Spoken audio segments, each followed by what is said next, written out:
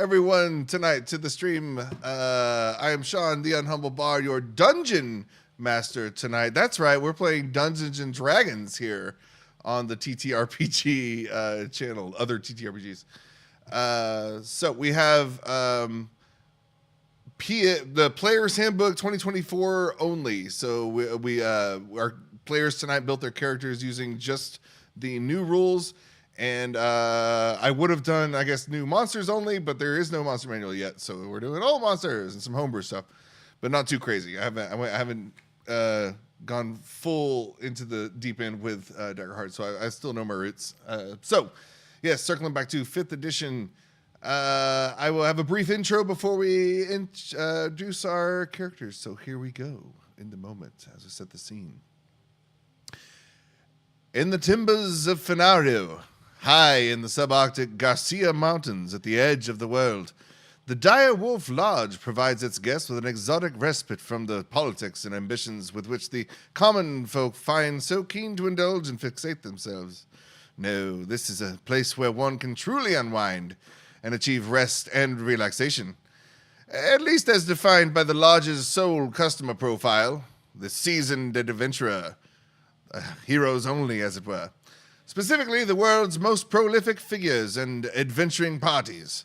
The lodge also offers expert-grade team-building activities on the grounds, as well as planned tours around the peaks of the Garcial Expanse. Players, please introduce your well-rested characters for tonight's adventure. I will be playing Jaq Dharling, a shadow monk. My name's Alex. And my name is Lacee, and I'm playing Vallia, a very, very cute little tiefling wizard with hopefully some necromantic spice. Yeah.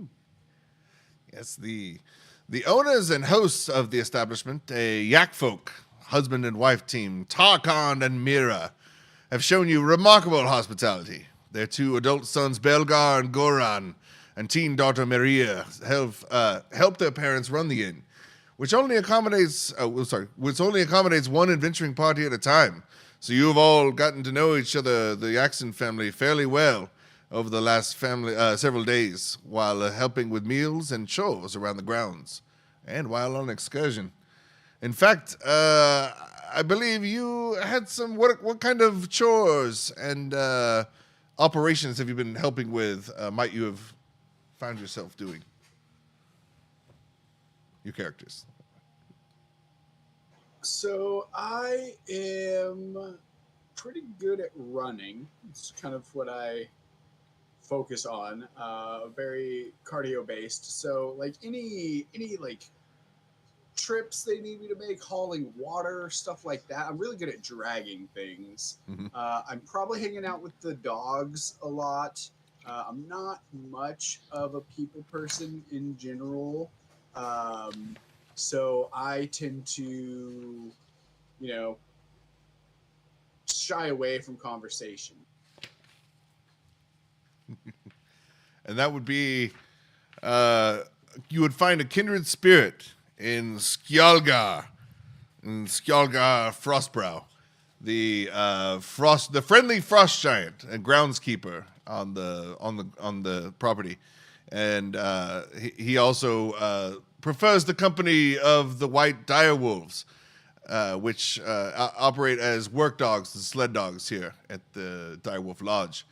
And in fact, it's a long line of sled dogs, much like Raising Cane's. They have statues outside carved of the famous white direwolves here. Aside from that, there are. Oh yeah, sorry, Vallia. What operations might you have lent a hand recently? Well, I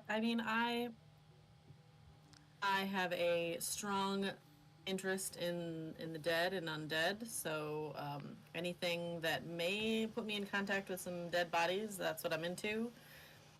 So perhaps drumming up some large carcasses and helping bring them to turn into fertilizer.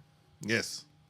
for the grounds. That's right. I believe. And with the plants. I like plants. That's right. The grounds greenhouse is something of a marvel, containing various exotic vegetables and flowers and herbs from obviously not local. Adventurers seek the Direwolf Lodge from all corners of the world, and they bring with them such rarities as is greatly appreciated. Well known, it's appreciated by the Yaxon family here.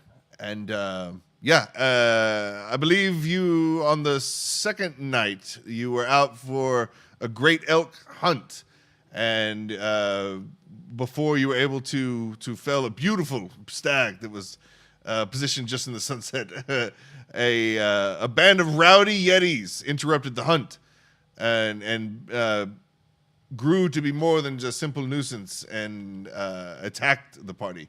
And obviously a couple of yetis, not so much of a challenge, and you at first tried to just shoo him away, scare him away, but he just seemed relentless, and you were able to. You had to defend yourself and strike them down.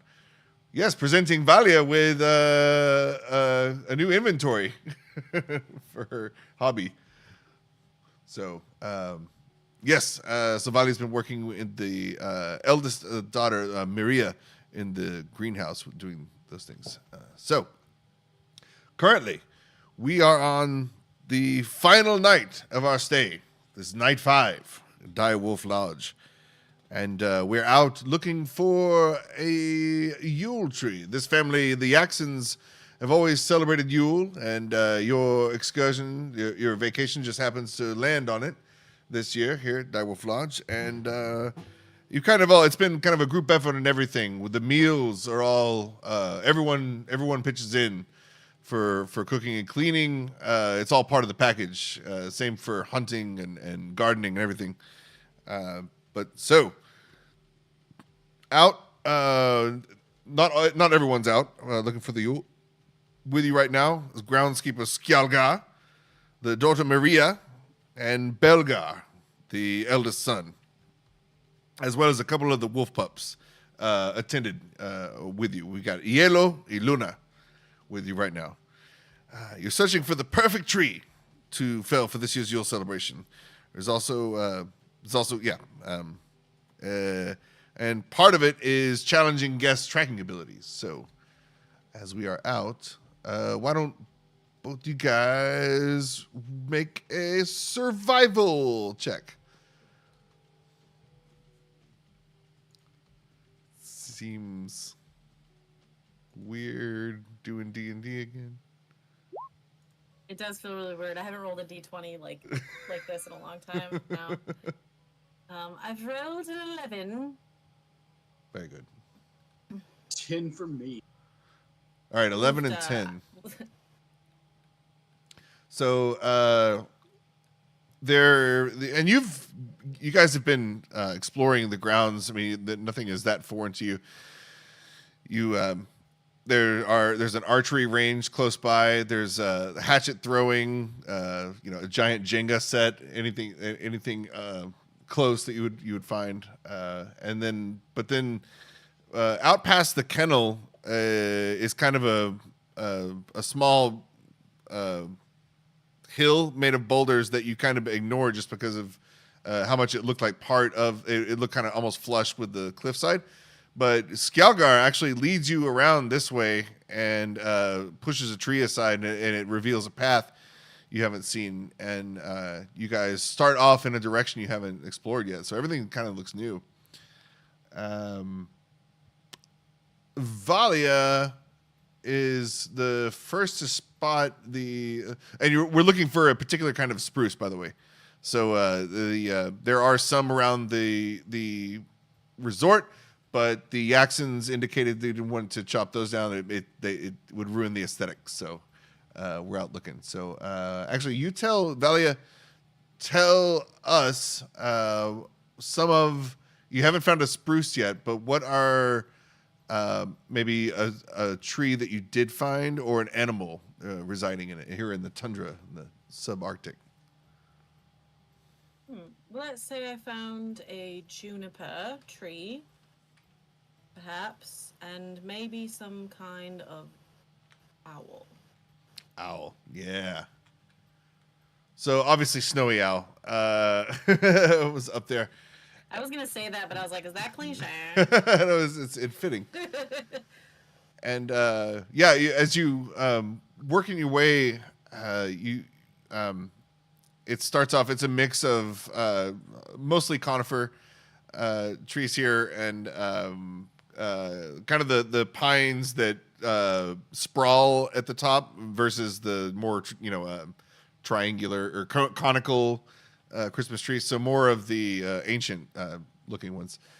And yeah, you do come across that, and this is a quirky little snow owl, and he seems not too scared of you, and he pretty friendly. Hooing at you. But still nothing yet. As we press on, now the path kind of narrows, and where before you had several options to choose from, you're kind of being funneled in a certain direction. Alex slash Jaq Jaq Dharling, you're as the strong monk, the confident, agile youth in front, confidently leading the way. Skjalgar is quite large. He is going to stay behind just a bit. He said there's a shortcut that he can take that you guys can't, but he'll meet you on the other side. You're both of you are on a ledge, and with one kind of only one personal space to you can't pass each other. What is you come across a skeleton of an adventurer blocking your path. What do you do? I think I look back at my friend and I say, I found another one for you. Right, that This- looks like a pretty good one. It might work. Yeah, Alex, what's a species and class? If you could, if you had to guess from the. Ooh, I think it is a herringon, so a bunny rabbit. And I think it is, it's, I don't know, it's maybe some sort of spellcaster. There's some kind of weird medallion or something clutched in his hands that maybe looks like it was used to cast some kind of spell. Yes. Yeah. I mean, what? There is that. Yeah. Do we have a couple minutes? I'd like to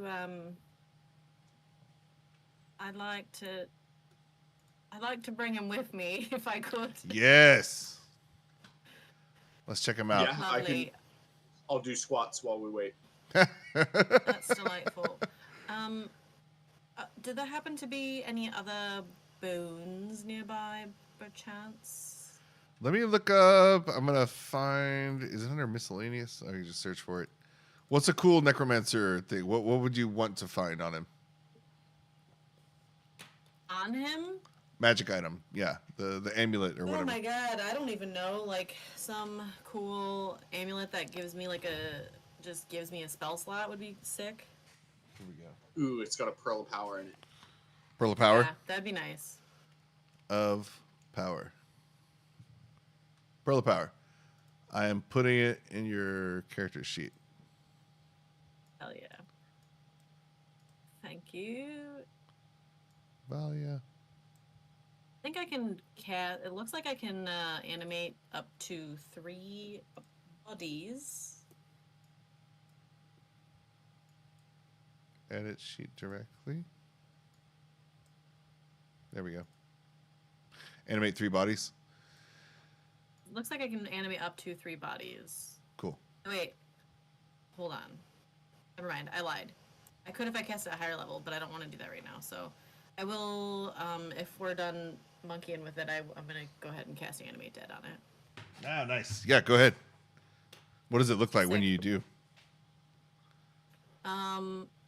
Well, as I am a lovely, beautiful sparkle princess, I whip out my cool staff that I have that is also lavender, like everything else I have, because it's kind of my color. Yep. And, Gotta be on theme. I twirl around in a little circle, and I, inside of a pouch, I reach in and pull out some skin and some like bone dust, and kind of. And the bone dust is like imbued with sparkles because that is. I'm a sparkle princess, you know. So yeah. like, and then I kind of do a cute little like curtsy at the end. I think that'll work. Wakey, wakey. Okay. Let's go. It's time. So yeah. Should I name this one William also, like all the others? Yeah, William 42 sounds good. Perfect. William 42. Let's go. So yeah, very Come on. very Weekend at Bernie's, like the bones, and this is the long gone herring gone. And so there's not much hair left, but it hops too and reanimates very clunky, very not pantomime, the Muppets, the very Like a marionette. marionette, like a marionette, yeah. And as he does the limp wrist salute, as in he's taking orders, like, yes, mom, whatever you say. So cute. Oh, William 42, you don't have to walk quite like that, do you? You look a little silly, love. Yeah, but he just Well- shrugs, and his bones are like barely holding together. I suppose that'll work. Let's keep going. Thank you, everyone. So yeah, Willie 42 hobbles out of the way. Careful to, he either kicks off the rest of his effects, or like his leftover skin, so it doesn't block your path. And everything. And yeah, you're able to get out of the way now. And for about 30 more feet or so, you inch along hugging the wall and emerge to the other side. And during your time, you heard a couple of thuds like from the wall behind you. And by the time you reach the other side, Skjalgar is like waiting for you, and you know that was him doing whatever he just did, the leaping around and found the giant shortcut, whatever he did. But yes, and finally, now that there's you're out of the ledge area, it opens up, and there's like a hole. You have made it to the grove, the spruce grove, and you're no longer looking for like hints of spruce. It's like bam, spruce everywhere.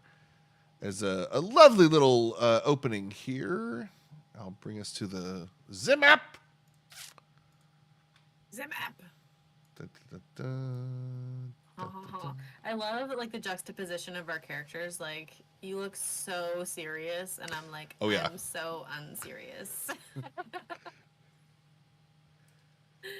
Oh God. Well, let's get into that. So let's before we do the thing, what are some Oh, this map is so cool. why is Jaq so Sorry, the map is serious?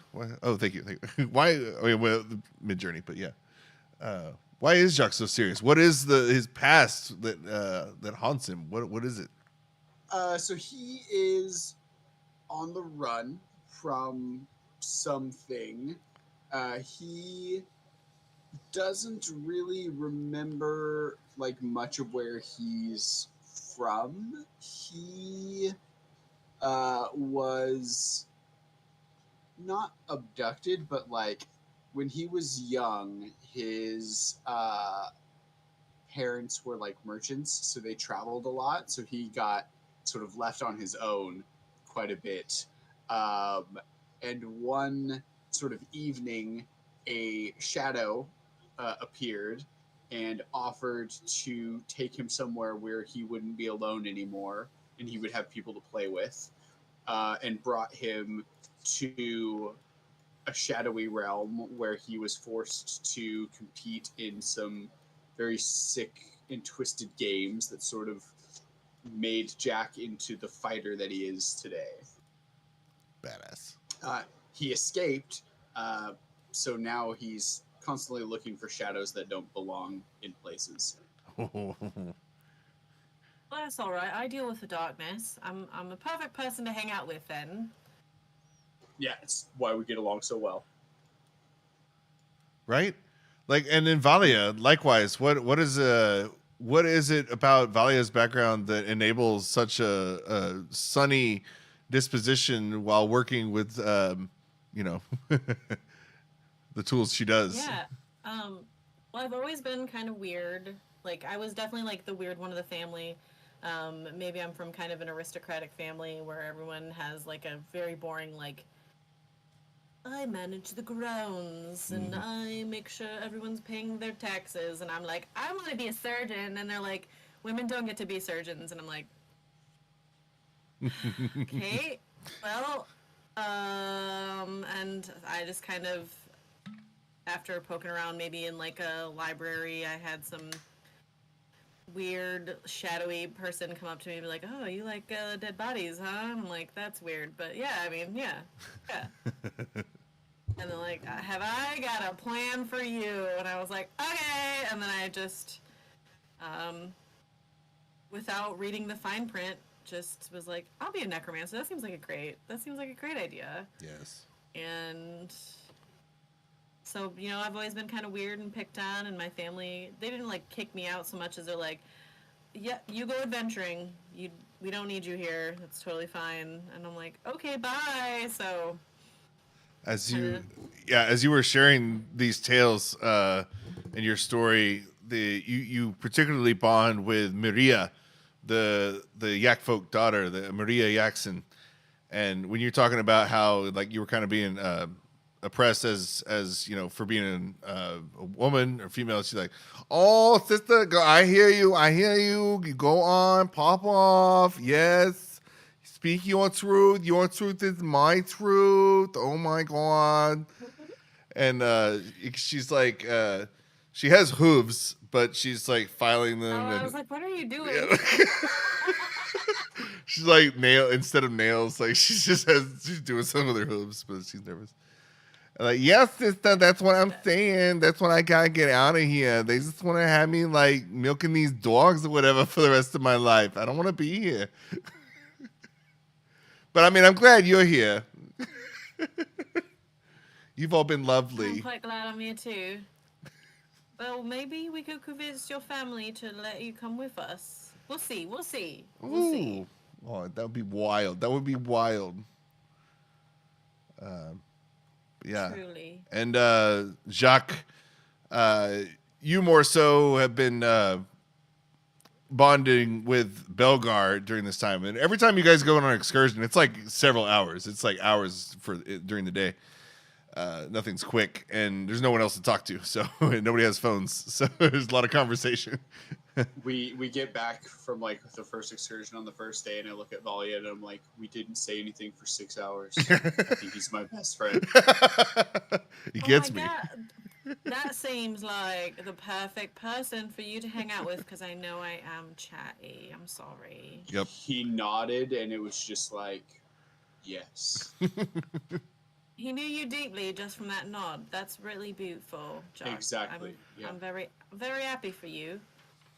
I could tell because you're smiling.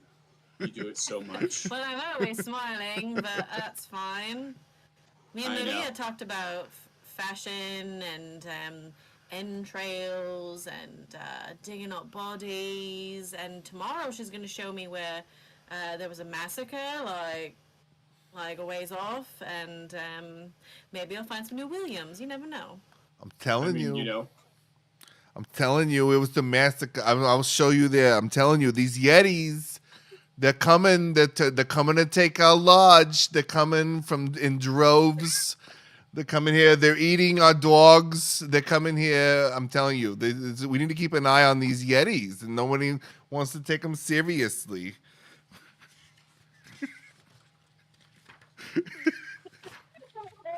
Breakdown. It's a huge problem. Huge.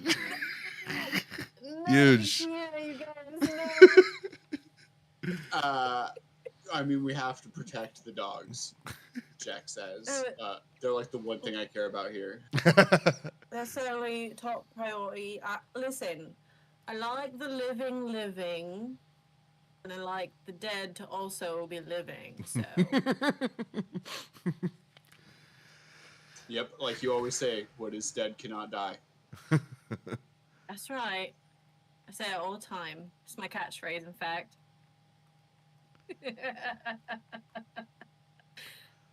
Perfect.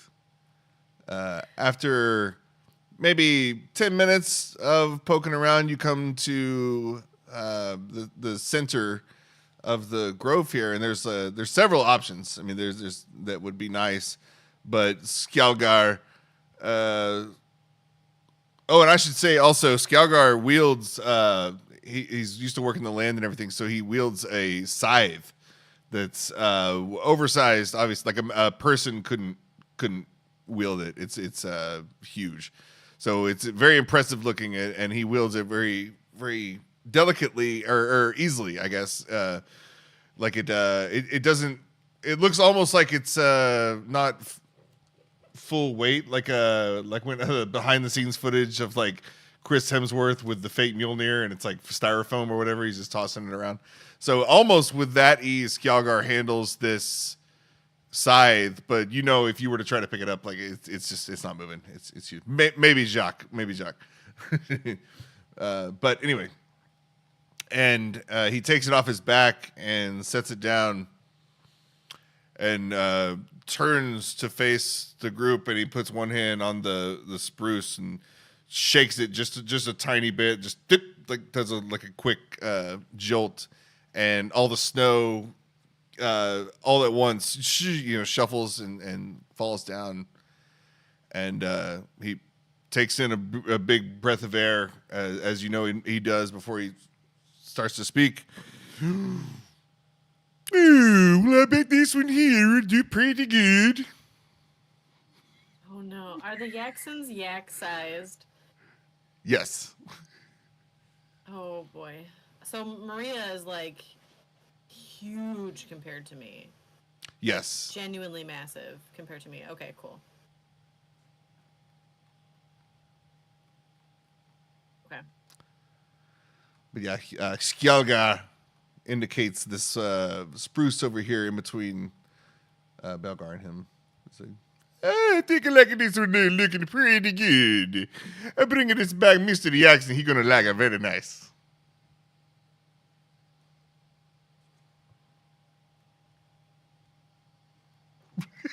Does there appear to be any? The accent is throwing me so hard. Is there any wildlife or anything in the tree? Like, I want to make sure there's no squirrels or anything. Oh, yeah. Go ahead and roll for investigation. Let's investigate. Unless you want to perceive. I think investigate. I would like to I'll investigate, because I agree that that's probably the better role for this, but I would prefer I perception. have a really helpful investigation if you want. Okay, I will say, Vallia, is there anything alive in this thing before we knock it down? There you go.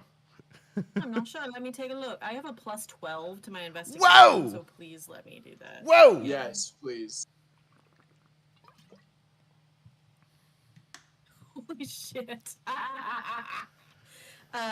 29. Oh God, yeah. So it's a big spruce. Skjalgar still stands a good 8 feet taller, but everyone else is shorter than the spruce here. After being shook, the Skjalgar did a fair bit. I mean, there was like 2 big squirrels that fell out immediately as soon as he did it. But upon closer inspection, as he starts to move his scythe around, and he's like, doing the thing where you test the weight in your hands just as you're warming up.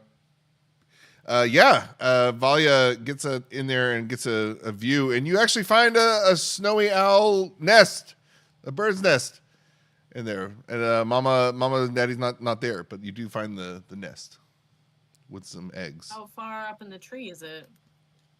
It's a good 10 feet.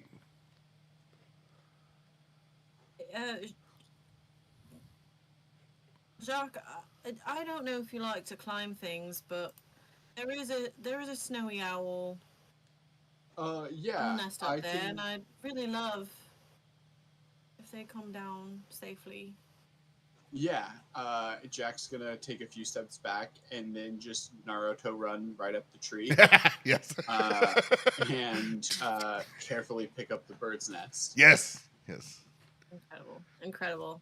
The birdie. The birdie. What's for breakfast? I would offer to help, but I have the butterfingers. I pop the baby eggs. You did a good job. Can't eat the eggs, the babies. Put them in another tree, please. Fine, and I'll run up this tree and I'll put them in that one. Nice. Then I'll Thank you. jump down. I met a snowy owl up earlier, and I'm afraid it's his family. I just can't do it. What if we ate the eggs and then you raised them? Does it not work that way? Do you need the bones? Is a shell a bone? I don't think a shell's a bone. It's not. I think it so. is calcium, but Also, it need be a bone. wouldn't the egg have to be fertilized too? We're getting way into it now. Like, not just an ovum that's unfertilized ovum. God, these are Jeremy Crawford. Does an unfertilized egg count as life? There we go. This could actually have huge implications. And vice versa. Oh dear. At one point, does a fertilized Egg become alive? Yeah. Jeremy Crawford. D&D. At Watsy, at Jeremy Crawford, please. Oh, no. Okay. So, very good. Straight to jail. Right away. So, the wind, which had howled through the mountain pines for hours, finally dies down, leaving an eerie silence in its wake. Snowflakes float lazily on the ground, undisturbed by the usual harsh gales. The forest feels almost peaceful now. The towering trees standing like quiet sentinels in the white wilderness. All you can hear are the playful sounds of the lodge's white direwolves sniffing around the grove, their paws crunching through the snow as they chase each other around the cold, fresh air.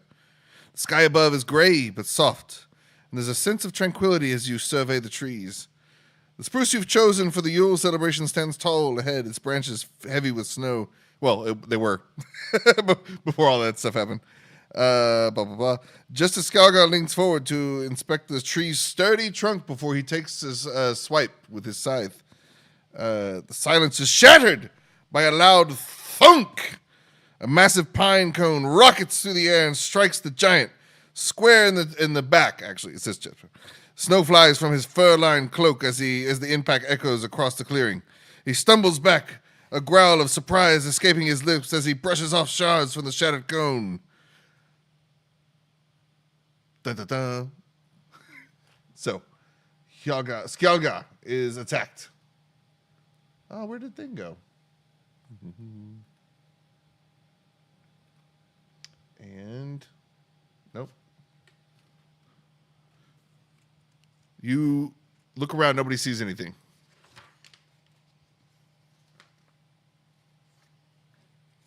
Um 207. There we go.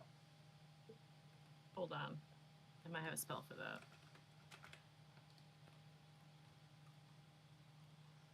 Jaq, what's Jacques' passive perception? 17. I'm gonna say I that don't have a spell for that. Carry on. when you ran up and placed that bird nest in the nearby tree, uh, you were already planning to turn back quickly, and so you did. But you know how kind of your brain does the thing where it's like, hold on, did you just see something? Like you as you make it back to the group, as soon as you do, that pine cone just like at the same time you make it back, wham, comes around from your right shoulder and slams Skjalgar. I will whip around in the direction the pine cone came from. Yeah, and so yeah, I'll say Jaq is the only one of the group who really has a sense of the projectile's origin. It was over in the kind of the area where he was looking, or where he put the bird's nest.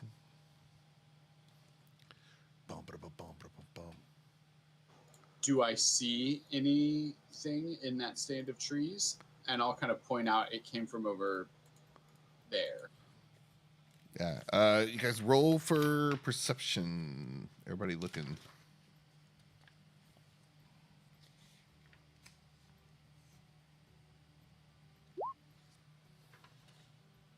Ooh, nice. 21. 18. 19. 13. 13. Yeah, Jaq looks to the direction that he knows that, or that he assumes the pinecone came, and sure enough, just as the wind dies down, you're kind of tracking the snowflakes in the air, following the wind gusts, and so you can kind of follow like as they weave, and something seems just like it's warping the snowfall around it, but between the trees, and then you notice you're following all the trees kind of move with the wind. One just kind of goes against, like unexpected, against the grain, I guess. So something's awry in the trees. Okay, so I think I'm going to call out there's something in the trees, and then I will run over there. Nice. To get a better look. So as you're running, before the rest of the group can fully react, the wolves immediately stop their playing, their ears pricking up after the smash of the cone. And we're going to say this happened pretty quickly. Skjalgar says, "Oh, something's not right," he mutters, gripping his weapon. So you look over there, and as Jaq encloses, you finally make out what it is, but at the same time, there's a second pine cone flying past you, and that one is going for Vallia. Let me do this. No. Dun, dun, dun. And Jaq sees before him, but I'll reveal it to everybody. The treant. Dun, dun, dun. And it is, Jaq, as you get up close to it, you start aiming like kind of deeper into the woods than just the edge here, thinking something's hiding behind a tree. And that's the moment you realize that your enemy is a tree. It's standing up ahead of you and throws that second pine needle. So let me get that. That would have been a super bad day if we tried to cut one of those down. Dun, dun, dun. Yeah, I think I'm going to look back at Skjalgar and say, I think I found a better tree. One more roll. There we go. Are you attacking me? Yes. Is that a 12? Jesus, does a 12 hit? Oh my god, no. So lucky. Nice. Okay, I so only have a 13 AC, so... Jesus. Yeah, tell me about it. Tell me about it. You shit pine treant. So he hurls the second one, and Jaq, it goes right by your head, and we're gonna say it lands just at your feet, Vallia, and scares the pup, Hielo, as he bounces back and in defense. But yeah, there you are. So roll initiative. Let's roll initiative. That old ditty. I'm so excited. Let me put the counter out first. Where's the button? Nope. There we go. It's so good. I rolled so good. There we go. I won't have to whip that dice into the hallway. It's kind of a thing I do when my dice betray me. I whip them in the hallway and they live there until further Yeet 'em. notice. So I've got like Some- 3 dice in my hallway right now. Sometimes you got to do it. Yeah, I have to punish them somehow, so. They know what they did. Oh. You know what you've done. I rolled a 21. 21. Okay, we'll put you in the thing. I ain't mucking around, turns out. The Yaxons are going to share Skjalgar's initiative. I did not take that. Oh, gosh dang it, Lacey. We got Vallia for, what was it, 21? 21. For, I'm kicking myself for not taking stone skin, you stupid bint. and does that work? What the hell? Why? Why does anyone have decimals? Why? 8. So I don't know. Yeah. It usually will. It's like a setting where it'll show your dex score to break ties. Oh. So That it'll makes be sense. initiative and then point whatever their dex score is. Oh, whoops. Messed that up. We don't have any ties though, so it's all good. Okay. Jaq Dharling. Sort. Perfect. All right. And I'm not going to bog down. We don't have time, and it's boring to do a lot of NPCs. So it'll just be you guys pretty much in the guy. So Vallia, after just almost getting smashed by this oversized pine cone, that which pretty much explodes next to you, sending shrapnel every direction. What do you do? I have a panic attack. I'm just kidding. I mean, he kind of made me mad, and I know it's not super chill of me, but I think I'm gonna do something super mean. Give me a second. Yes. Okay, I think I took a thing that lets me cast spells. I'm sorry, I'm still getting used to all this extra fun All good. stuff I have. We're playtesting or whatever. I think Yeah. I have a thing that lets me cast spells an extra 60 feet. Let me triple check. I thought that's what I did. Yeah, increase range. When you cast a spell that has a range of at least 10 feet and requires you to make an attack roll, you can increase that spell's range by 60 feet. Nice. Hell yeah. Okay. That's pretty cool, actually.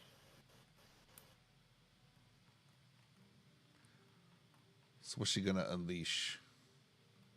I think I'm gonna cast Burning Hands, Mayhaps. Let me do some. Oh, nice. measurements here. You know, that's not very nice. That's a Oh, long that's not burning good hand. though, because then I'm gonna catch. Yeah, but I'm gonna catch a bunch of trees on fire, which is not smart, probably. Let's not do that. That seems like a bad idea. Let's be smarter than the objects we're working with. For once in my whole life. You know, I think I'll just cast Firebolt, honestly. Instead of doing that, because I don't wanna set the whole forest on fire. Firebolt. And what does adorable adorable lavender tiefling Vallia's firebolt look like when she unleashes? It's purple. It's purple, and it's I mean, it's got glitter in it. Yeah. You know, I mean, that it's got to. Yeah. It has to. She's like, well, that wasn't very nice, and she goes, and like kind of Hadoukens yes. a Yeah. purple firebolt toward Roll that attack. Lord. I would love to. And he has, let's see. 21 to hit. No, 22 to hit. Oh, yeah. Holy buckets. For sure. 3d10 damage. You know, I got some dice out, and then I forgot that, like, at level 12, you roll many more dice. I could roll again, but like then I would have to do math and I have to do more math. 10, 13 damage. 13 fire damage. Ooh. Very good. Yeah, not super nice and friendly on that one. Okay. It doesn't say it, but I'm gonna make him. Yeah, it doesn't say. Oh, it does say that it catches on fire. Yeah. So he is what's not resistant, but vulnerable to. So you notice it's your cantrip. It goes out and it's a direct hit. I mean, he's the size of a tree. He's a literal tree, so that works. But you notice like a way bigger reaction than like you would are used to seeing it hit other objects or like bad guys or whatever. So like a small little what would normally be like a singe, and then pretty much peters out. It turns into like a small little fireball as soon as it hits, and then he starts to burn a little bit at the site of where you hit. Oh, I think he takes some extra damage. Hold on. Yeah, he. 2. Well, in addition to what I've done, sorry, there's like so much extra crap. I like have never played a wizard this high of a level. 1 second. I sincerely apologize. Is it like a D6 per round or? No, it's just slightly more. It's because I'm an evocation thing. It's okay. You figure that out, and we'll go to Jaq. Yeah, do your thing. Okay, we are going to start with just punching it twice. Hell yeah.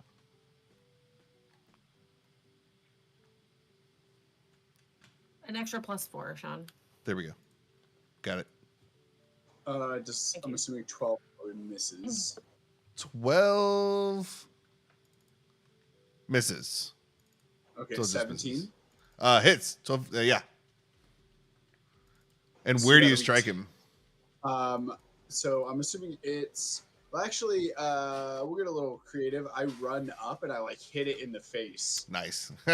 Ooh. And then I'm going to spend a focus point because they changed the name, and I'm going to flurry of blows. Yeah. And because we're level 12, I have heightened flurry of blows, so it's 3 attack. Yes. Nice. That's so cool. I know 12 misses, but does a 15 or 16 hit? 16 hits. Whoops. So that'll be another 8 points of damage. Woo. Hit it twice. Hot damn. Perfect. So yeah, that'll do it. Nice. All right. Like you smack his face. And Actually, yeah, go ahead. on the first hit, does bludgeoning appear to do normal damage to it? Like he reacts? Is that magical bludgeoning because it's yours? Let's see.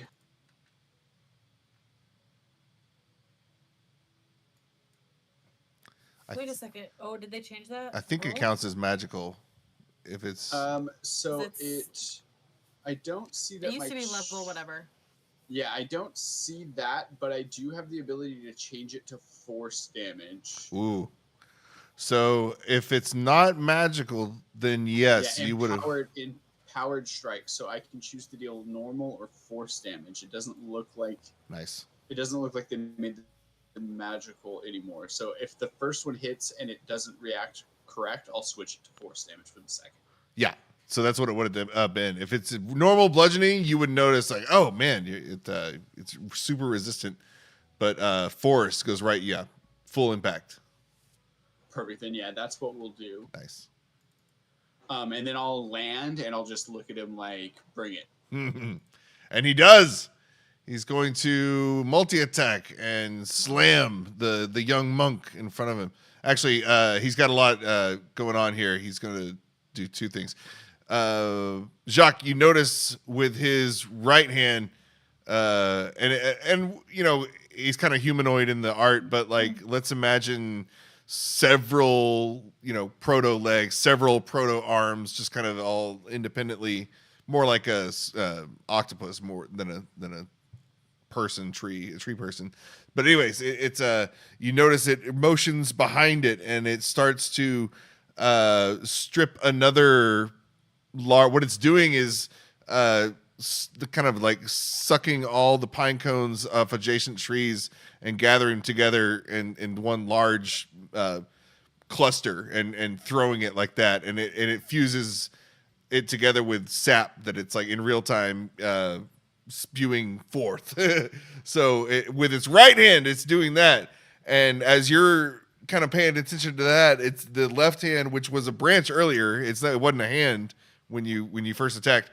You notice it come down from above, so it's gonna slam with its left hand down onto Jaq and hurl another pine cone.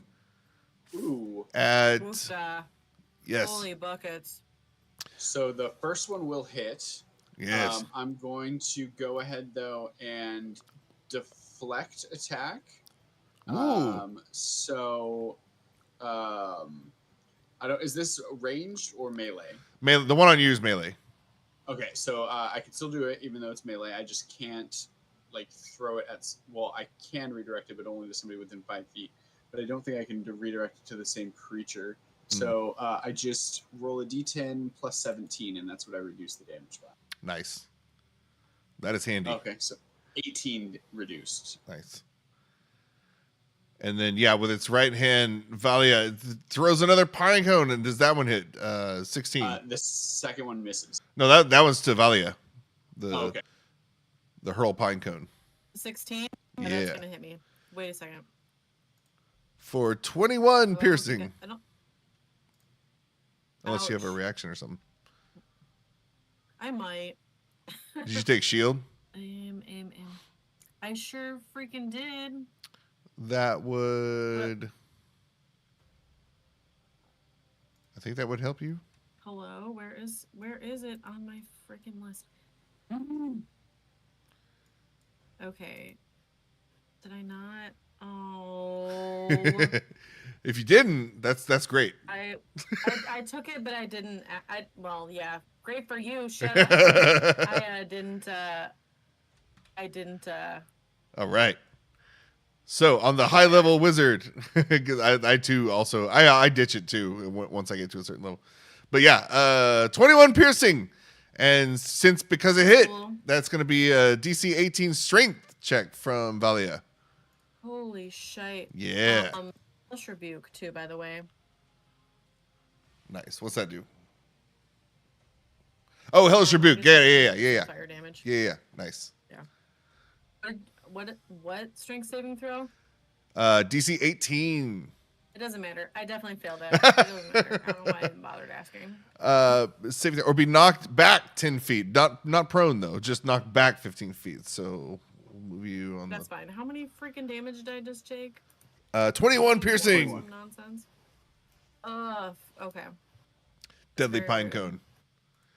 As it rears back. Yeah. And Jaq starts to kind of trying to learn its fighting style here. This is kind of very peculiar. So Skjalgar. And then you see Vallia turn like a deep shade of lavender, like pushing purple at this point. And she's like, "He shot my hair, that son of a bitch." And I cast Hellish Rebuke. Nice. Yeah, girl, you tell him. Maria's. So because I can cast something an extra 60 feet, I'm fine. Yeah, you're fine. Yeah. Roll the damage. Or does it happen yet? It's only make a dexterity saving throw. There we go. Should be a DC 16.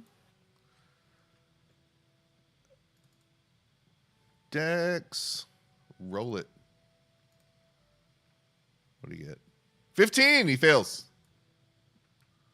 Hell yeah, brother. 2d10. Maybe if I could find another D10 because I don't want to remember things. Okay, well I can't, so that's fun. 6 plus 1, 7 fire damage. Nice. That wasn't very nice. There we go. And he continues to burn the pine treant. The flames, it hasn't spread like wildfire yet. It's still kind of isolated in that one area, but he is still on fire. Skalgar. You'll notice him yelling for the dogs. Saying, "Oh, my puppies, the pupies, the puppy dogs, everybody stay back."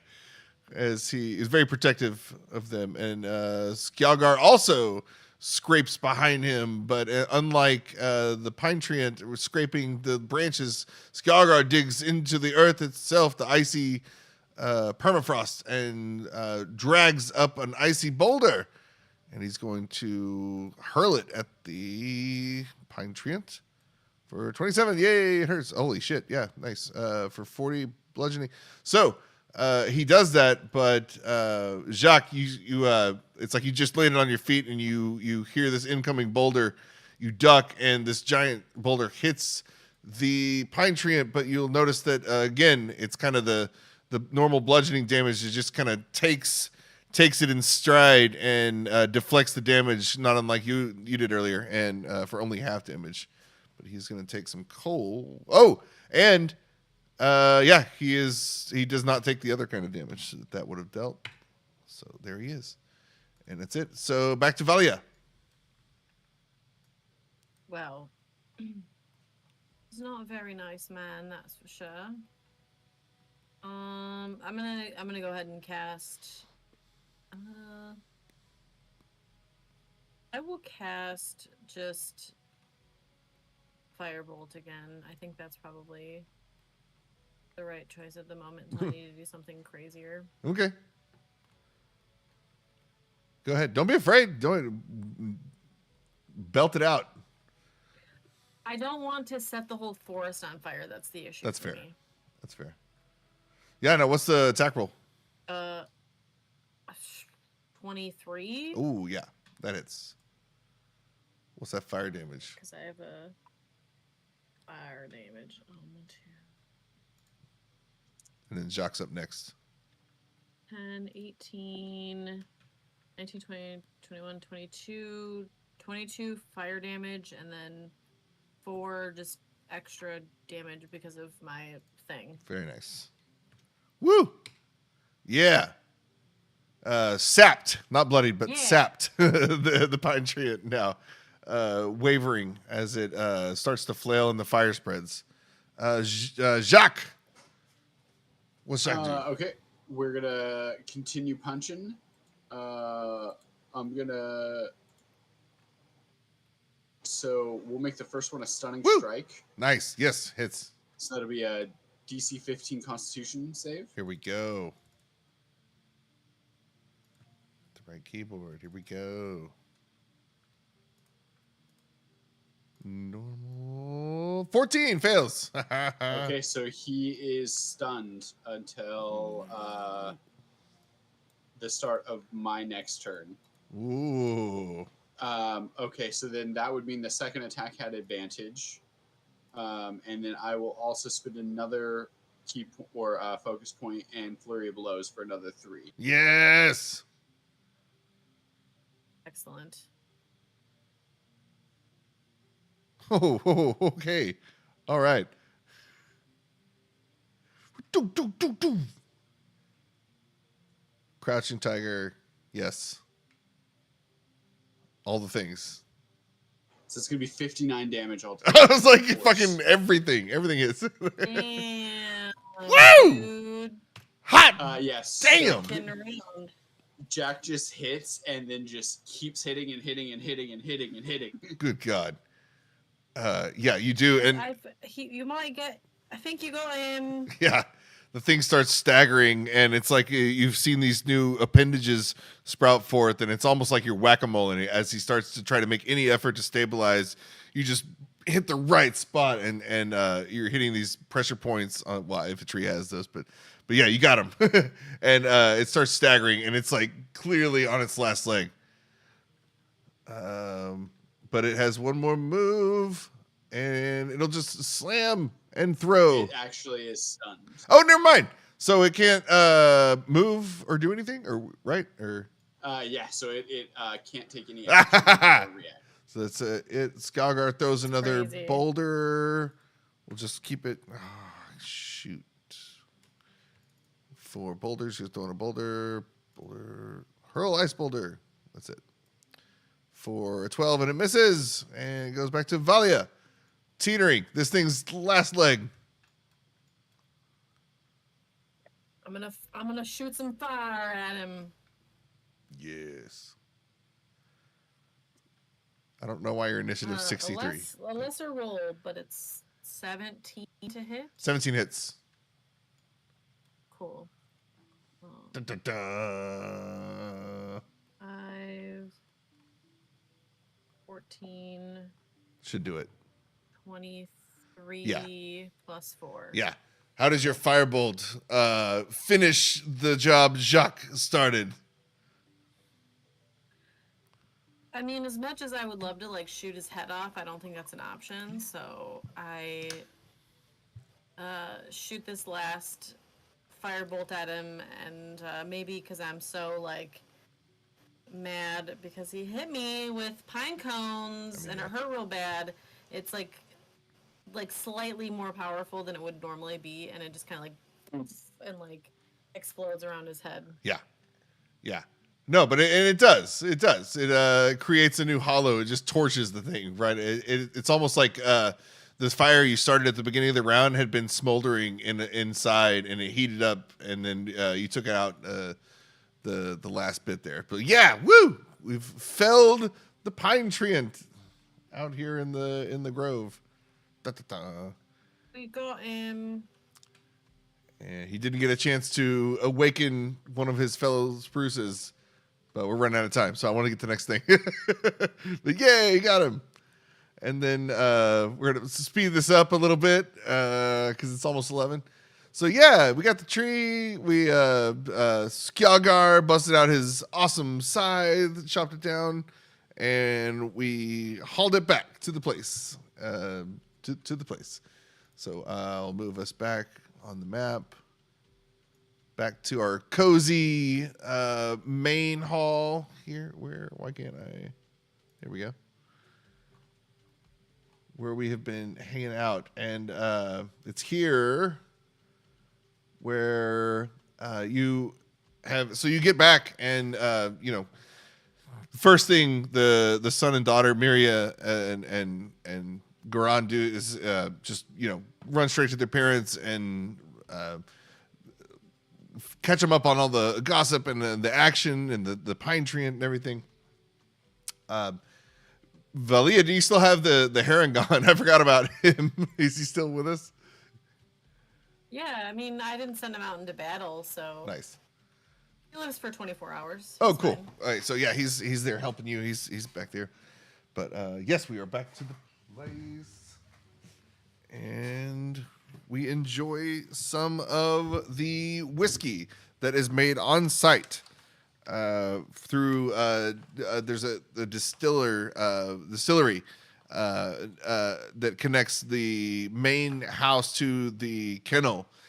Which is also the kennel also has stables for like adventuring parties for their horses. So there are like kind of normal animals here in addition to the dire wolves. But yeah, you have that there. Everybody is settling down and kind of calming down. Everybody's well rested.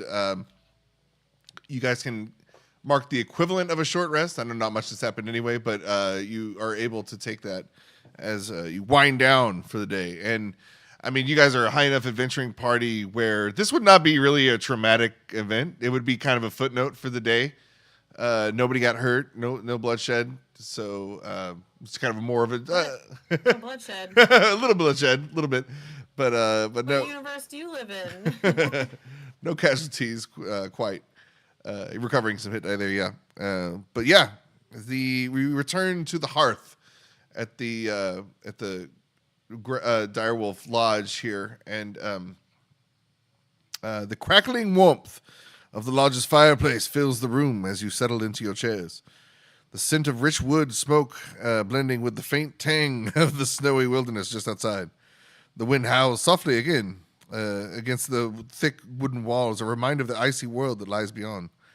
Despite the stormy cold outside, there's a peaceful rhythm here. Dire wolves occasionally howl in the distance as Skjalgar attends to them in the courtyard. You've seen them out there towering over the beast, his frosty breath mingling with the snow as he goes about his duties. The hounds respond to him with respect, the natural order of the lodge secure under his watchful eye. And you're all enjoying yourselves, like I said, enjoying mugs, but suddenly Jaq feels it at first, and he stops mid-conversation, mid-sentence. And then, Vallia, you see him, you see it in Jaq's eye whenever he gets hyper-aware of something, but suddenly both of you, conversation stops and you feel below you a low rumble, it vibrating through the floor beneath you. At first it seems like there's just the shifting of ice, but then it intensifies. A distant tremor that grows stronger, unsettling your surroundings. Mugs rattle on tables, and the flames in the fireplace flicker uncertainly, as if the earth itself is groaning from below. The table's shaking. If you set down anything on the tables, it spills before you. Then, the sharp, frantic barking of the direwolves erupts from the courtyard.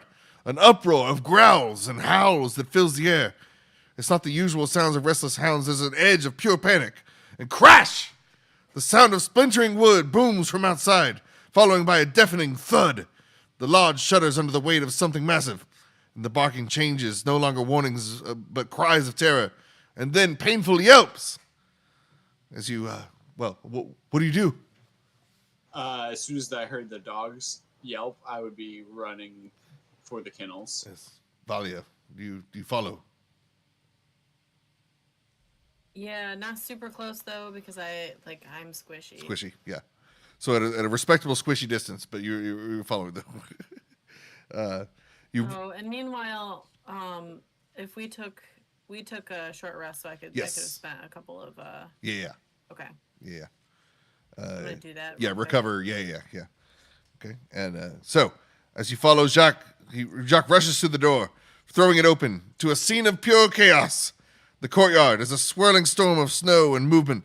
Half the dire wolves are standing back, their fur bristling, snarling as Skjalgar bellows commands, trying to maintain order, but their attention is fixed on the monstrous, Skjalgar seems to be in combat with something, with icy blue skin, as the dogs are frantic, and as Skjalgar seems half invested in just as much keeping the dogs back away in safety as he is fighting the beast that he sends before him. Jaq. The thing you see is a huge reptile of some. It appears like a 6-legged blue-skinned reptile, and large enough to contend with the might of a frost giant. And that's what you see in combat. And it doesn't appear as if any other foes are on the scene, but that's what you see at first. And I'll drag us to the new map. Da-da.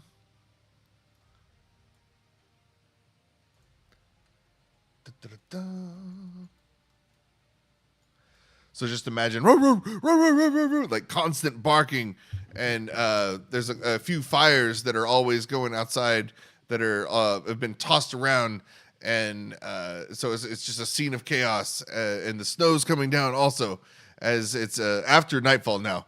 So you see Skjalgar in combat. What do we do?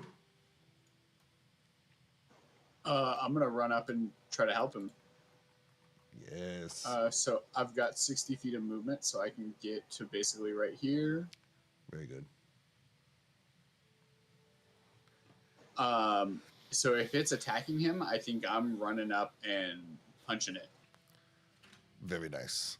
As you get closer, one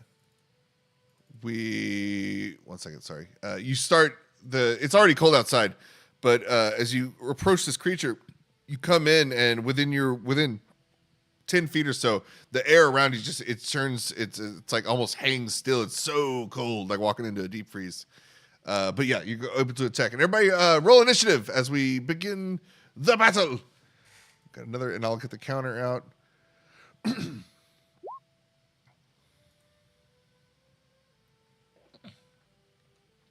22 for Jaq. Manually 8. 8 for Vallia. Is this a flying creature? It is not a flying creature. Okay. Clear. How can Thank you. clear? How can I?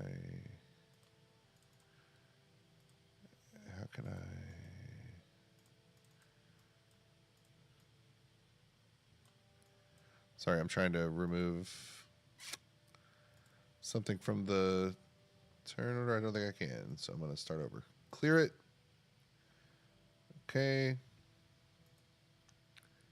Shock was 22.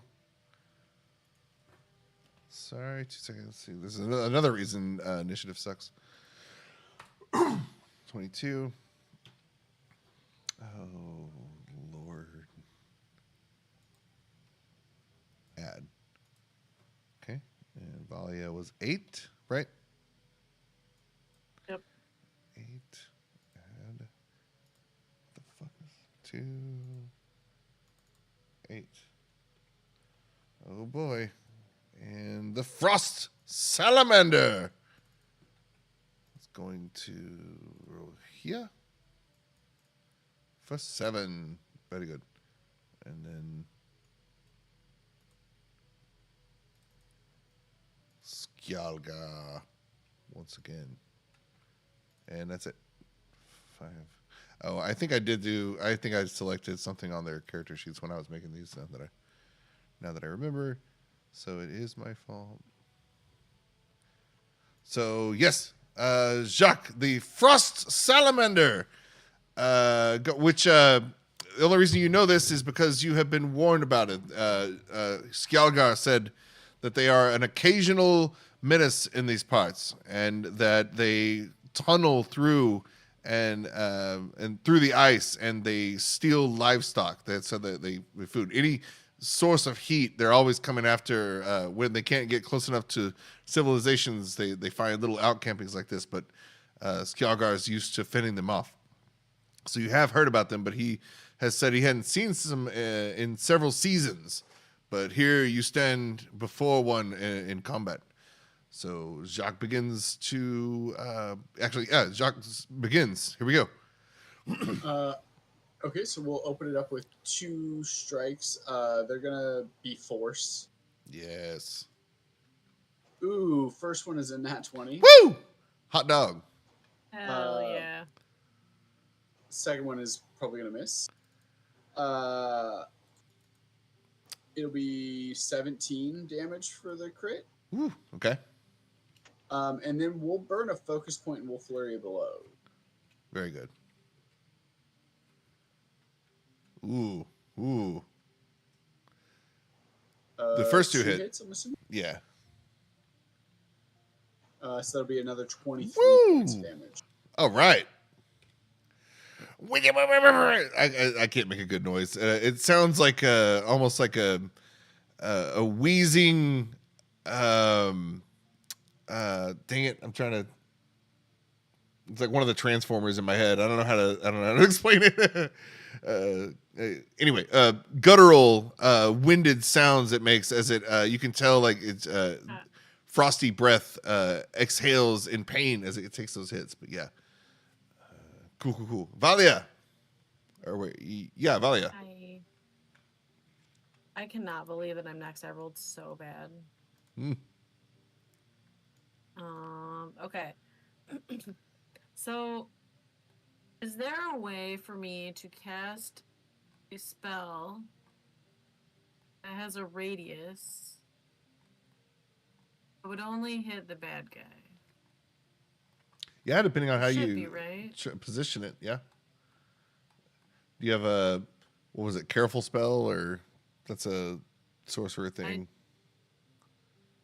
I do have. Well, it's not the same thing anymore. I do have a thing. Right, wizards have. But I think, unfortunately, because it only works for certain kinds of spells for me. I mean, go for it. Skjalgar can take a few hits. He can I would prefer not to hit him with this spell, to be honest with you.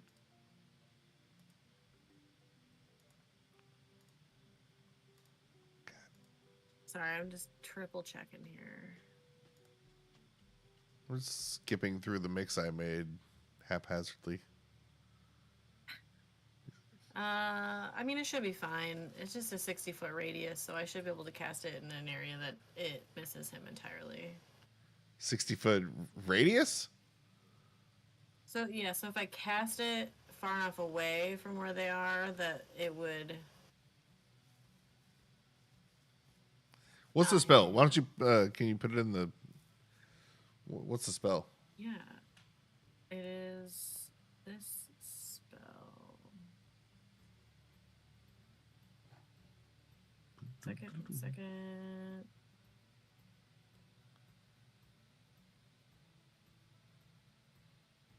It is Circle of Death. Oh, yeah. 60-foot radius sphere from a point. Oh, can I get a Skelly Boy on the map? Yeah. By the by. I'm gonna have to send William number 42 out to be a distraction. So I will, let's see, skeleton. Yeah, here we go. Chill skeleton friend.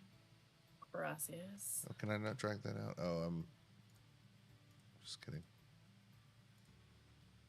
Okay, yeah. So we'll just say, for the sake of brevity, yeah, you're able to position this like spirit bomb or whatever above it in such a fashion, or if you're able to communicate with. Go ahead. I could cast it in the air because I can cast it. Yeah, that's what I'm saying. Like 200 feet away. So yeah, if I cast it in the air, that should be fine because Yeah. it's pretty big. Yeah. Yeah. Okay, then that's what I will do. I'm gonna go ahead and do that. Lacee. So he needs to make me a DC 16 Constitution saving throw. Okay. The frost salamander gets enveloped in your sphere. And con save or throw. 15. Wow, okay. Let me find 8d8s.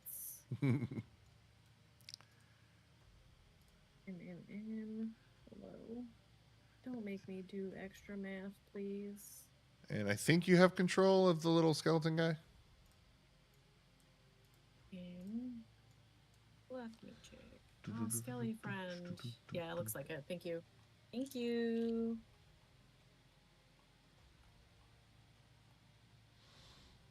Got the damage rolling. Yeah, sorry, doing it. Got Let's do some phone math. 4 contacts.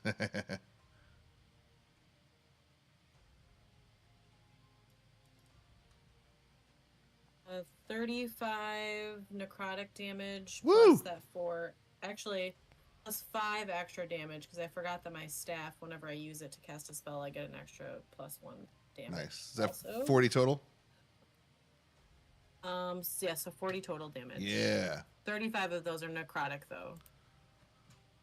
And what was the other type? Just damage. I don't know. Yeah, it's fine. It's like extra Not damage from my class, and then yeah, not fire or cold though. not. Good. All right. No. Yeah. It takes the full brunt, and this thing looks gnarly as it's taking some hits now, and it rears back to make its attack. Now that Jaq is in its. Okay, I'm back. Maybe. You back? Oh, I didn't know you were gone. Can you hear me? You're good. So yeah, it's gonna make a bite and 4 claw attacks. Sorry. Its bite against it's gonna do actually 1 bite and 2 claws against the frost giant, and then 2 more claws against Jaq. So bite, claw, and then claw. So Jaq, the 22 and the 17 are against Jaq. And the others also all hit this guy for the bite. Claw. That one almost works. That's 14 plus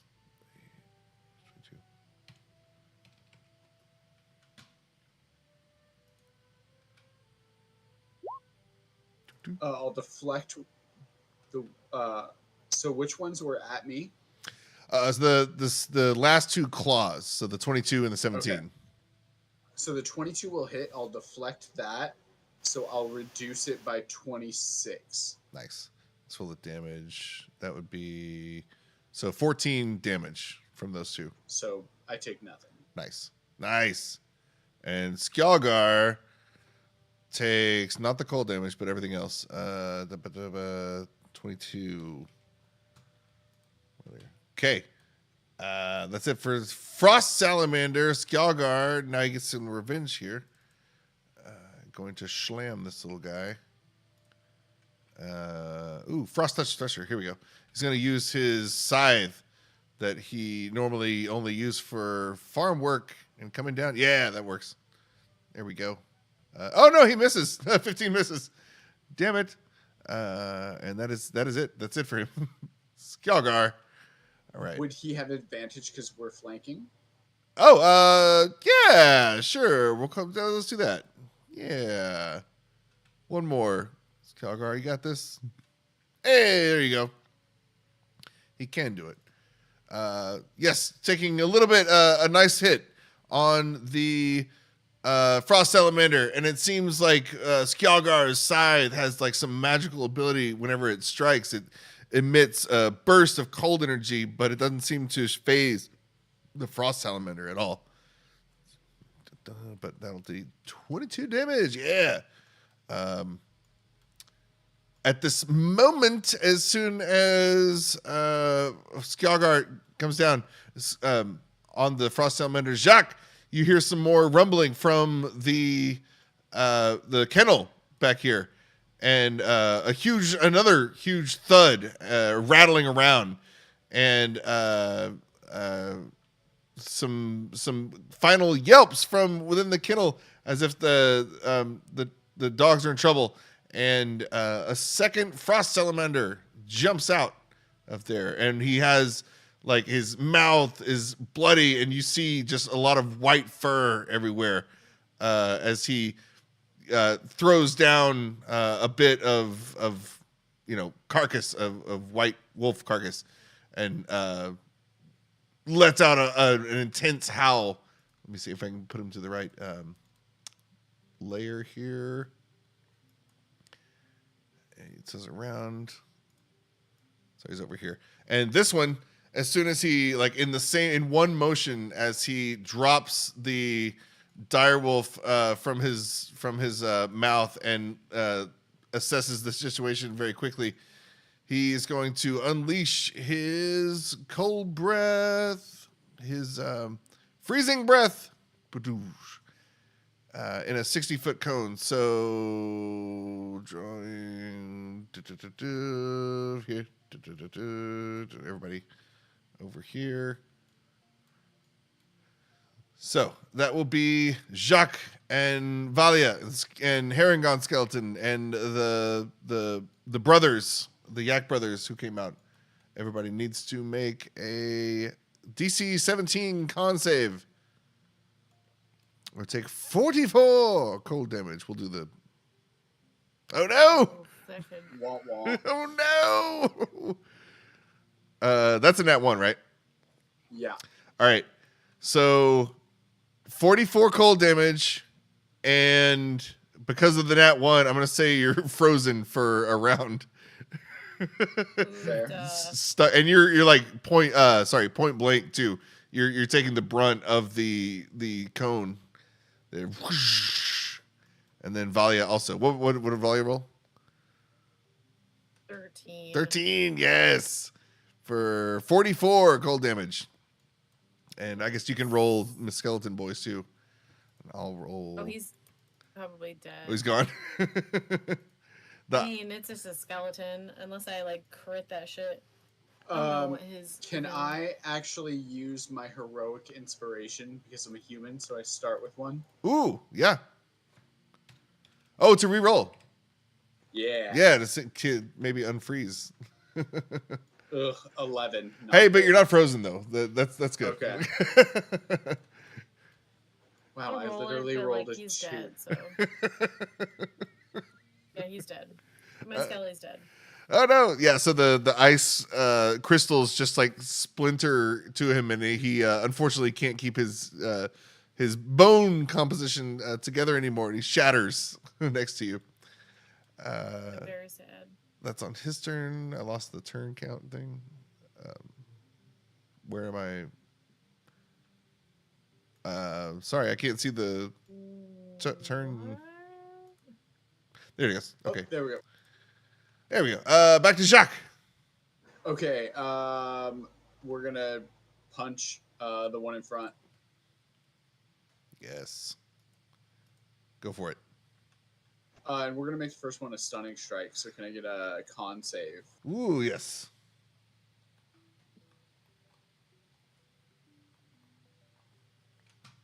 DC 15.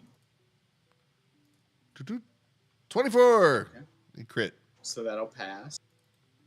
Second one, we'll do another one. So another con save. That is 22. Okay, so it'll pass that too. Then I'm going to spend a key point and patient defense. And I have heightened patient defense, which means I take the dodge and disengage action, and I also get 13 temp HP. Ooh, nice. Very helpful right now. Right? I'm not actually going to move away, though. I want to stay engaged. Good. Is that it? All right, Vallia. Hi. Oh, and then, sorry, I didn't roll damage. Oh, yeah. 17 points. Here we go. Yeah, that first one's not looking great right now. On his last 6 legs. Is this? Vallia.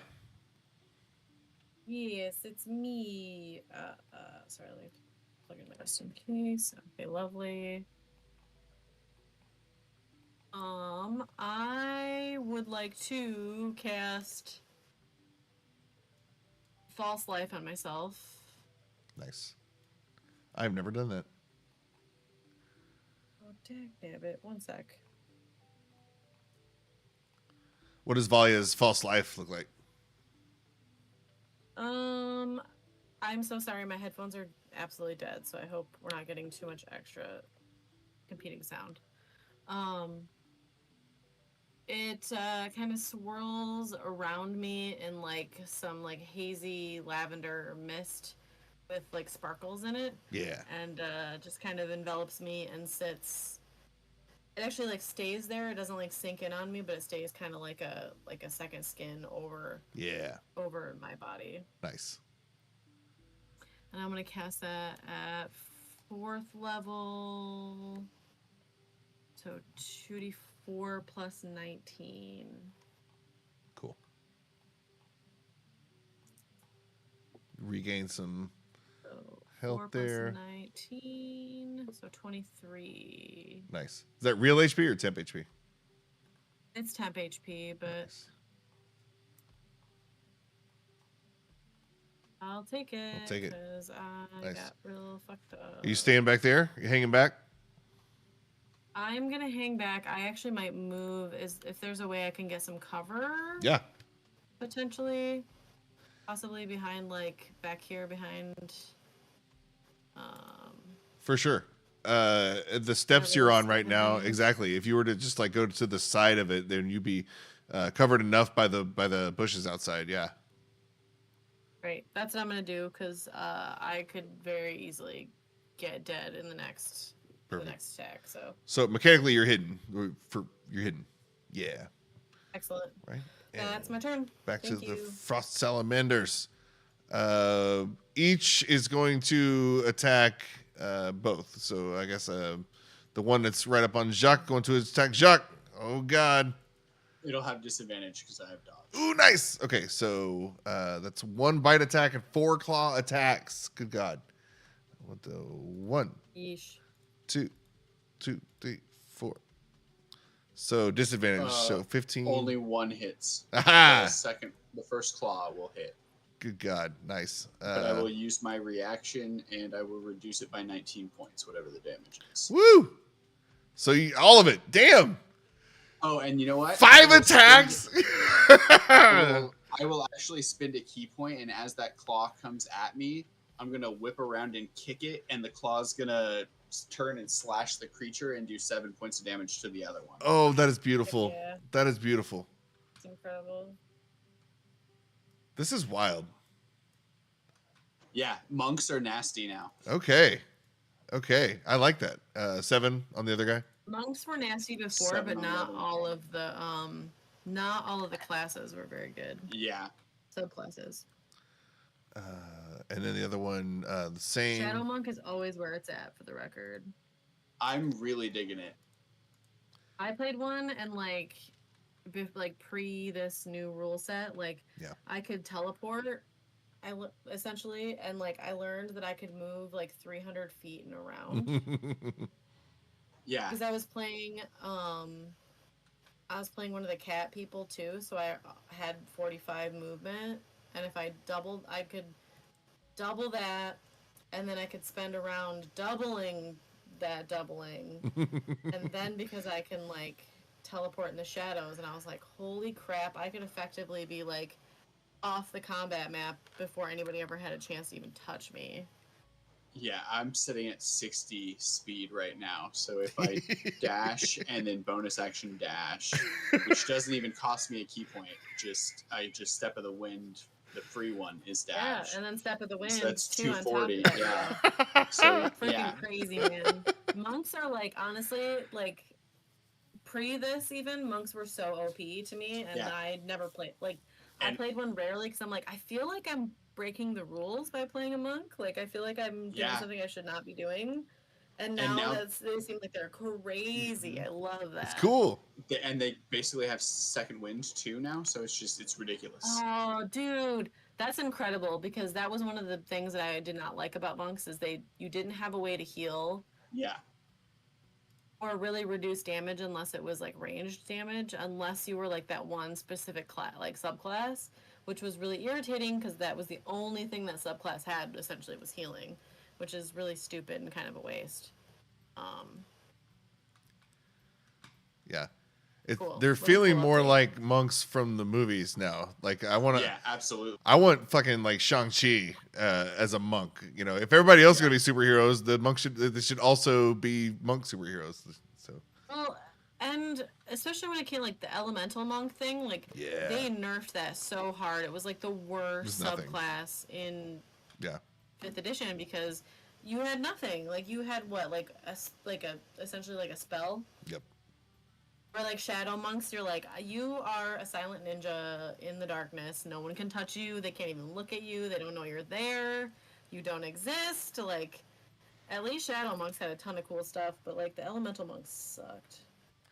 So Jaq, the luck that Jaq had, that was insane luck. Being like water as this frost salamander attacks, and it just could not land a punch or a scratch, I guess, and bobbing and weaving. But as Jaq, as you're, Neo from the Matrix, as you're the one, you're just blocking or dodging everything. You look over, and Skjalgar not having such good luck. In fact, he took all but one of those attacks and brought him down to almost bloodied. As he recoils in pain, he rears back, and now he's pissed. So he rears back Happy Gilmore style with his scythe and gets a 2-step, a little shimmy as he comes up to with momentum to slap this guy.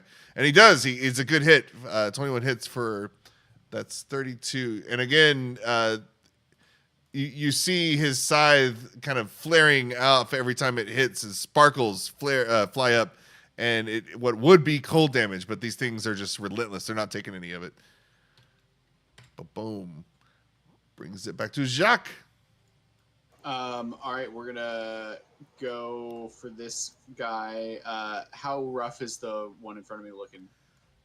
Real bad. Okay, Less than a third. so I'm going to go ahead and make the attack. Yeah, we'll go one attack on him. Yeah. 14 points of damage. Yeah. Is he still up? He is for now. Second attack, and I'm going to go ahead and use one of my lucky points, so I'll have advantage on this. Ooh. Nice. 23 Ooh, yep. for another 8 points of damage. Okay. And then we'll flurry of blows. Yeah. Here we go. Ooh, now it's going to miss. Also going to miss. Last one, I'll do another lucky. 15. 15 misses. Just misses. Okay, yeah. So Yeah. that'll do it. Oh no. Okay. There we go. Yeah, the dice swing both ways. They certainly do.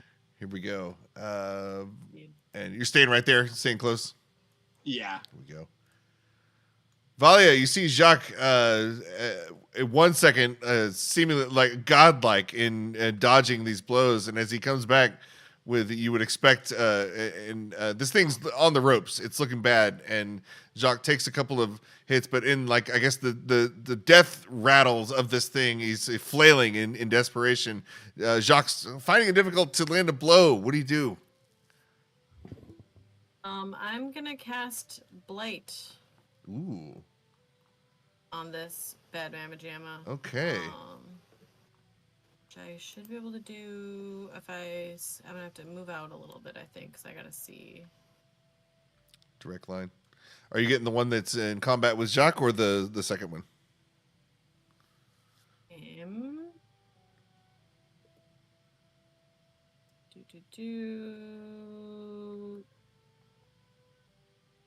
How bad does the one look? Like super bad? They're both not great, but the one Jaq's been in combat with is slightly worse off. I will actually attack the other one that's in combat with Skjelga. Yak Man. Okay. That's the one. Frost Giant. I will go ahead and do that. So that is Oh, it's a con save. So you will have to make a DC 16 con save. Okay. And he does not. I'm getting so lucky, you guys. How blighted is Well, this you're frost gonna take salamander? My freaking damage, baby. And I'm casting that at 5th level, so I'll have one extra D8. Yes. 5, 6, 7, 1. I mean, it's sounding good. It's sounding. 2, 8. Let's do one more. 40. There it is. 2 necrotic damage, and then Yahtzee. plus 5 extra damage. So Vallia, adorable Vallia, peeks out of her just safely tucked away enclosure to unleash Blight. What does it look like when Vallia casts Blight? It starts like when I cast it. It kind of if you've seen like any like video game or movie where like an evil thing kind of creeps along the ground, like evil like smoke kind of creeps along the ground and like it kind of does that, and then it as it gets close, it kind of weaves up his feet and around his feet, and then goes like into his mouth and into his body. Yes. It kind of like glows with a little bit of evil necrotic purple energy. Ooh. Yeah, and no, that does it. Yeah. What does it look like when it finishes its job? His eyes kind of slowly sink in, and like everything kind of, so like very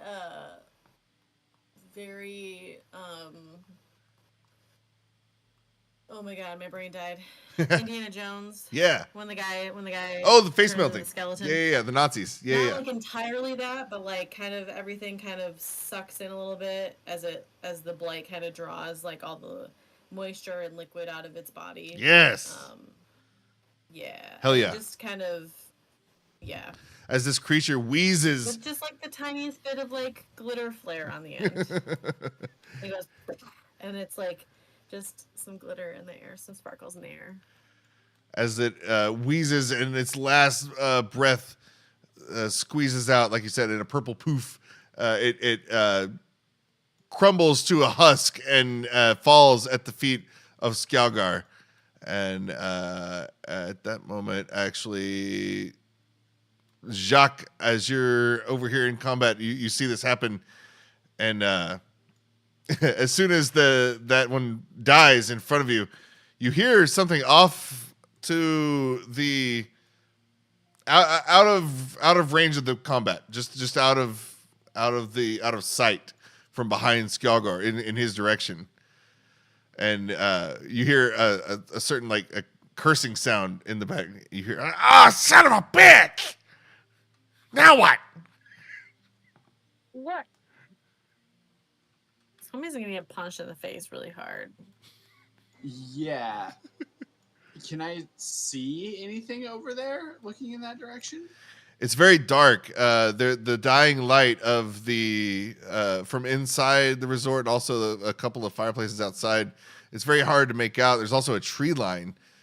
So between the battle and Skjalgar blocking your path, there's really literally nothing in sight. You just hear something over this direction.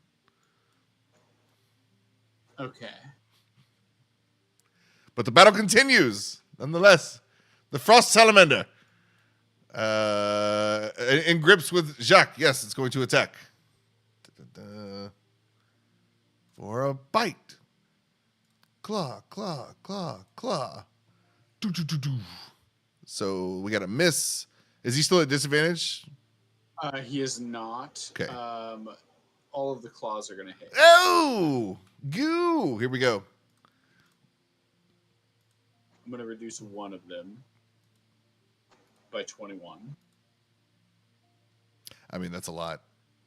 So total 11. Why is it 11 plus? So it was the crit. So the crit is the one I'm going to reduce. Oh, nice. Okay, got it. So that one's gone. So it'd be 25? Yes. There you go. So 25 from all this scratching and clawing this thing. But you could tell the ferocity it starts with its first attack. And by the time it gets to its sixth or fifth blow during this, it's and you're like, it's slouched over you. You're like holding it up as it's bleeding out over you, still kicking. But for Skjalgar rushes toward the beast and grapples it. He grabs around it and holds it steady for Junkie. Please take care of this a puppy killer. No more puppy killer. We get to save the puppy dogs. And he grabs it and holds him prone for you to do your thing. Yeah, I will swing. As you do, again, you hear off in the distance, oh, no, guys, no! Does 16 hit? Yeah, 16 hits, 23 hits. Okay, so 29 damage. No, that does it, yeah. With, you have him here, and, how do you, is it like a, go ahead, describe the death. So I think Skjalgar's holding the creature, and I land 2 really stiff blows to the creature's like torso, and you just hear its ribs crunch and the chest sort of concaves, and the creature just kind of collapses. Yeah, yes. 2 Frost Salamander husks now lay at the feet of Jaq and Skjalgar as the battle is, for all intents and purposes, over. The night is won. But again, Jaq, you hear, son of a bitch! out in the forest. I'm gonna just like teleport to like right here. Oh God! So this is funny. The random spot you chose. Put this to the token layer. You see two Yetis are over here, and one is holding a purple glowing shard. And as Oh, it's the light in the shard begins to fade, just as you kill this frost salamander, and they panic at the sight of you. Arms thrown up in the air. Ah! Yeah, what do you do? I mean, do they look like a threat, or do they look like They look idiots? yeah, both. So these are similar to the ones that Vallia found and turned into fertilizer earlier. This is the group that attacked the hunting party, and that was a nuisance turned, a violent agitator. But this is more of the same. It would appear, and Okay. yeah. So I think what I would do then is I'll cast darkness, and we'll just surround this whole area in shadows. Yes. I can see, they can't, and I'm just gonna say, "You're not trapped in here with me. I'm not trapped in here with you. You're trapped in here with me." They panic and they start speaking a language between themselves that you don't quite understand. Vallia, up by the porch, you hear Maria. She comes out and she said, I told you so. Didn't I tell you? It's some Yetis. They're coming to take our lodge. They're eating our dogs, and they're coming to take our lodge. Everybody thought I was crazy. Here they are. Yeah, I think I'm gonna punch him. Yeah. Yeah, go ahead. And as you should. we can we can fast track the rest of the battle. So yes, indeed, the culprits were the Yetis. They clumsily came across a magic item, much like Vallia found in her reanimated Herringon friend, and figured out that they could control frost salamanders, summon and control them. And they, after a firm thwomping, that I'm sure we're gonna fast forward through, you guys on their persons do recover the shard, and and it was indeed a plot to oust the Yaxons from their direwolf lodge, and they were trying to take their lodge. I know. Yeah, as I bring the unconscious Yetis back, I say, "I'm sorry, Miss Yaxon. They were for real." Yes, a nice little bow on there. Perfect. Yes, Vallia. Any closing thoughts on the evening? If you kill one of them, I could reanimate it. I know you got two big corpses now. They're huge. William 43, and I snap one of their necks. Perfect. They did kill one of my Williams. Perfect. Yeah, tit for tat. We have to play these characters again. That was fun. Sorry, I'm kind of obsessed. Yeah, I enjoy hitting things 5 times. That was wild. It makes me want to go even higher. Their characters mesh really well. Yeah. We gotta play this again. Yeah, this is too fun. There. Yes. Well, cool. Yay. That's fun. We did it. Did it. What an excellent adventure. I haven't played D&D in so long. Right? I'm a better storyteller now, though, because of Daggerheart. It helped me a lot. Because it's so narrative focused, and it like forces. There is no spoon. So like narrative forward. Like, yeah. Yeah. But I can take that and then come back to this, and it's like I already know all the rules here, so it's like, but it's there for support, not. It's not like I'm leaning on them for anything. I'm never having to look up anything because it's like I'm my idea first, and whatever y'all's ideas first. If you say something cool, that's more important, And so as long as it doesn't create any kind of unfair balance or whatever. But that was that. I think that worked out. You guys were cool. It was so fun. Excellent adventure. Thank you. Yeah, it was mostly me with some embellishing from ChatGPT, but all the key points were me. But that was cool. Well, sweet. Every once in a while we should do like a post-game chat, I think. Oh yeah, like a post-mortem. Yeah, a post-mortem. After the sesh. Yeah.